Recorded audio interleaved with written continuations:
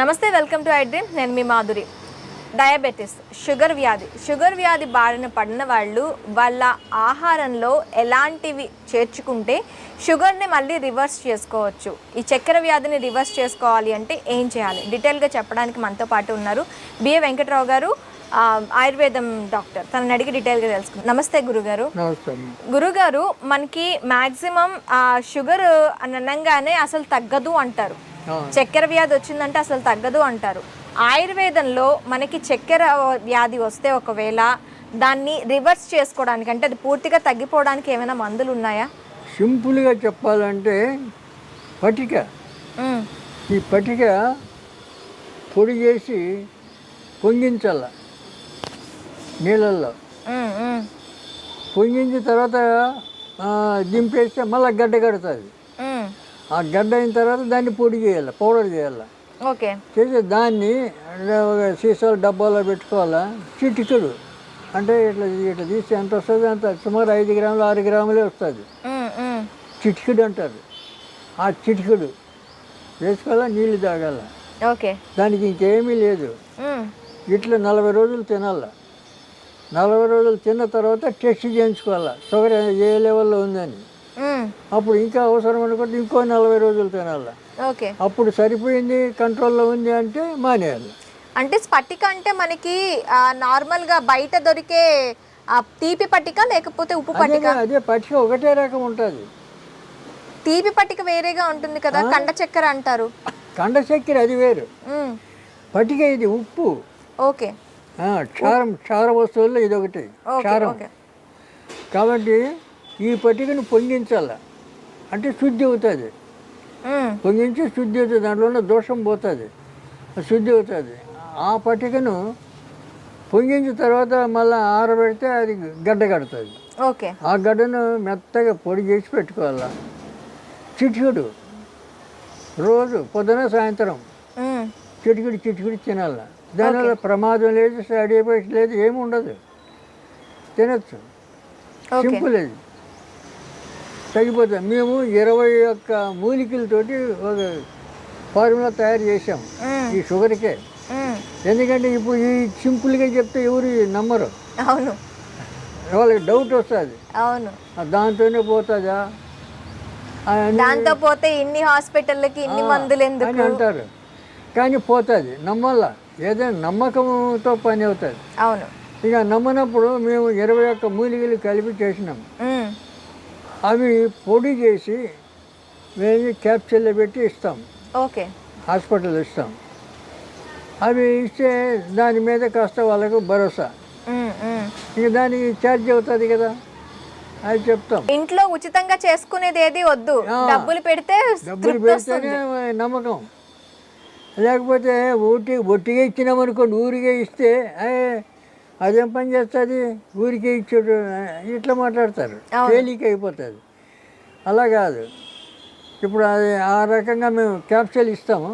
తర్వాత ఇంగిలీకి రసాయనం అని దాన్ని శుద్ధి చేసి అదొక మాత్ర, కంది గింజంత మాత్రలు ఉంటాయి.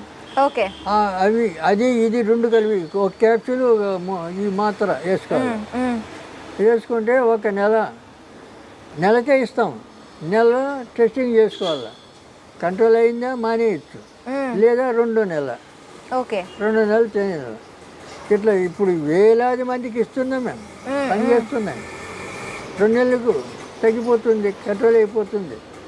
అంటే షుగర్ పూర్తిగా పోనవసరం లేదు. అది కంట్రోల్ అయిన తర్వాత మళ్ళీ వేసుకోవాలంటారా? మళ్ళీ జన్మలో రాదు, రాదు. కాంబినేషను చాలా గొప్ప మూలికలన్నీ కలుపుతాం, దాన్ని మళ్ళీ రాదు. ఇప్పుడు ఆయుర్వేదంలో ఏ రోగమైనా తగ్గిందంటే అది మళ్ళీ రాదు, ఇది గుర్తుంచుకోండి. ఆయుర్వేదంలో అలోపతి అట్లా కాదు, టెంపరీ, అప్పటికప్పుడు పనిచేస్తుంది. అవును, తర్వాత అది కంటిన్యూగా వస్తూనే ఉంటుంది. కాబట్టి ఇక అందువల్లనే ఇంత బలవత్తరంగా ఉండాలని చెప్పి మేము అట్లా తయారు చేసి పెట్టాం. ఓకే, సింపుల్గా ఎవరైనా చేసుకోండి, మీ ఇష్టం అని చెప్తాం. పైసలు ఖర్చుగా వేరే హాస్పిటల్కి పోయే అవసరం లేదు. ఇప్పుడు మేము అదే నాటు వైద్యం అనే పుస్తకం రాశాం కదా, ఆ పుస్తకాలు అన్నీ ఇటువంటి చిట్కా వైద్యాలన్నీ ఉన్నాయి. ఓకే. ఆ పుస్తకం ఇంట్లో ఉంటే దాన్ని చదివి ఆ రకంగా ఉపయోగించుకోవచ్చు. మరి ఇప్పుడు మాట్లాడితే అంటే పరిగెత్తారు హాస్పిటల్కు. అది తప్పది. ఇప్పుడు నిన్న మొన్న పేపర్లో చూస్తుంటా, పురిటి నొప్పులతో తాళలేక నది దాటి ఎడ్ల బండ్లో తీసుకొని వచ్చినారు. ఇవన్నీ ఎవడు చెప్పాడు? ఇంట్లోనే పురుడు చేయొచ్చు, ఏమి లేదు, సింపుల్. అవన్నీ చేయరు. అప్పుడు ఇదివరకు పూర్వం మంత్రసానులన్నీ ఉండేవాళ్ళు.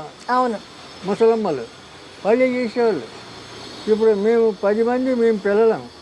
మా అమ్మ ఏ హాస్పిటల్ పోలేదు ఎక్కడ. అంత నార్మల్ డెలివరీ. వీళ్ళు కావాలని పోతారు పని కట్టుకొని. దాన్ని మళ్ళీ పేపర్లు వేస్తాడు. నది 3 కిలోలు నది దాటిపోయినారు, 5 కిలోలు పోయినారు, 6 కిలోలు పోయారు, పురిటి నొప్పులతో ఉన్న ఇలా మాట్లాడారు. అన్నీ దండుగా చేసే పని. ఆ అవస్థలో వీళ్ళ అవస్థలు చూసి డాక్టర్లు ఇంకా పెంచుతారు. అవును, డబ్బు వేలు బిల్లు వేస్తారు. అది బాగుంటుంది. అలా ఇంట్లో ఏమీ లేదు. ఇవి మేకప్ ఇంటికలు ఉన్నాయి కదా, ఆ మేకప్ ఇంటికలు బాగా పిసుకాలి, నెయ్యి వేడి చేసి ఆ నేతిలో కలిపేయాలి. ఆ నెయ్యి ఒక సగం పెద్ద గ్లాసు, దాంట్లో సగం తాపించేయాలి, ఒక సగం ఏమో ఈ భాగం అంతా రుద్దాలి. 5 నిమిషాల్లో పిండం బయటపడాలి. ఏం నొప్పులు లేవు, గిప్పులు లేవు. ఇటువంటి చిట్కాలు చాలా ఉన్నాయి. మరి ఎందుకు పరిగెత్తారు అంటే పరిగెత్తాడు. బండ్లు కట్టుకొని పోయినాం, మోసుకొని పోయినాం, సైకిల్ మీద తీసిపోయినాం. ఎవడు చెప్పాడు నేను బొమ్మని? ఇది వేసుకోవచ్చు కదా, చెయ్యరు. ఎందుకంటే చాలా మందికి తెలియక పాపం అలా అవస్థ. తెలియక కొంతమంది తెలిసినా కూడా వాళ్ళు పోతారు. ఎందుకంటే 60-70 వేలు కట్టాలి కదా. వాళ్ళు ఏం చేస్తారు? అనవసరంగా ఆపరేషన్ చేస్తారు. అవును, చిన్న ఆపరేషన్ పెడతారు, అనవసరం. ఇవన్నీ ఇచ్చేస్తుంటారు. మరి దాన్నే నమ్ముతారు, అక్కడే పరిగెత్తారు. వాళ్ళు మనం చెప్పినా కూడా వినరు. అట్లా అప్పుడు ముసలమ్మలు ఉండేవాళ్ళు, వాళ్ళు ఏ బాధ లేకుండా కాన్పు చేసేవాళ్ళు ఊర్లలో. ఇప్పుడు ఊర్లలో పెద్దవాళ్ళు కూడా ఎవరు కనపడరు కదా. అవును, వాళ్ళు ఉండనీరు అక్కడ, అంత పంపించేస్తున్నారు. ఓకే గురువు గారు, థ్యాంక్ యూ వెరీ మచ్.